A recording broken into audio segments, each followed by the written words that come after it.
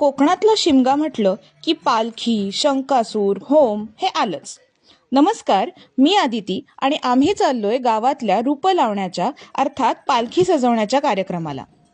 होळी पौर्णिमेच्या दिवशी पालखी ग्रामदेवतेच्या मंदिरात अशी सजवून मंदिरातनं बाहेर निघते. वाजत गाजत ती गावच्या सहाणेवर आणली जाते.